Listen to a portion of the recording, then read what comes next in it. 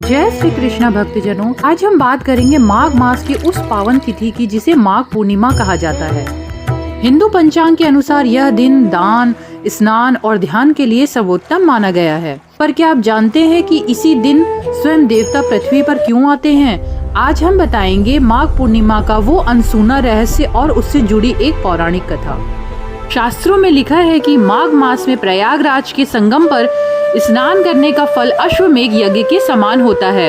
ऐसा माना जाता है कि माघ पूर्णिमा के दिन सभी देवी देवता स्वर्ग से उतरकर पृथ्वी पर आते हैं और गंगा स्नान करते हैं। इस दिन चंद्रमा अपनी 16 कलाओं से पूर्ण होता है और उसकी किरणें अमृत वर्षा करती हैं। जो भक्त इस दिन नियम धर्म का पालन करता है उसके जन्म जन्मांतर के पाप धुल जाते हैं। पौराणिक काल में सुव्रत नाम का एक विद्वान ब्राह्मण हुआ करते थे।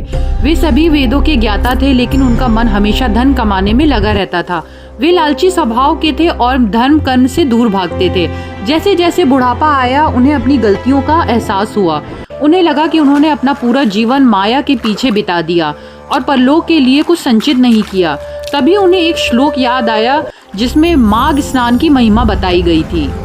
सुव्रत ने तय किया कि वे अपने अंतिम समय में माघ मास का नियम का पालन करेंगे। वे नर्मदा नदी के तट पर गए और पूरे माघ मास कड़कड़ाती ठंड में सूर्योदय से पहले स्नान किया। माघ पूर्णिमा के दिन जब उन्हें अपना अंतिम स्नान पूरा किया तो उनकी आत्मा इतनी शुद्ध हो गई कि साक्षात विष्णु के दूत उन्हें लेने आए। भगवान ने उनके केवल 1 महीने के सच्चे माघ स्नान से प्रसन्न होकर उन्हें मोक्ष प्रदान किया। यह कथा हमें सिखाती है कि चाहे हमने जीवन भर कितनी भी गलतियां की हो, यदि हम सच्चे मन से माघ पूर्णिमा के दिन ईश्वर की शरण में जाते हैं तो प्रभु हमें स्वीकार कर लेते हैं। तो भक्तों, यह था माघ पूर्णिमा का पावन रहस्य। आशा करती हूँ कि यह जानकारी आपके जीवन में प्रकाश लाएगी। अगर आपको दिव्य कथा सार की यह प्रस्तुति पसंद आए तो चैनल को लाइक और सब्सक्राइब करना ना भूलें।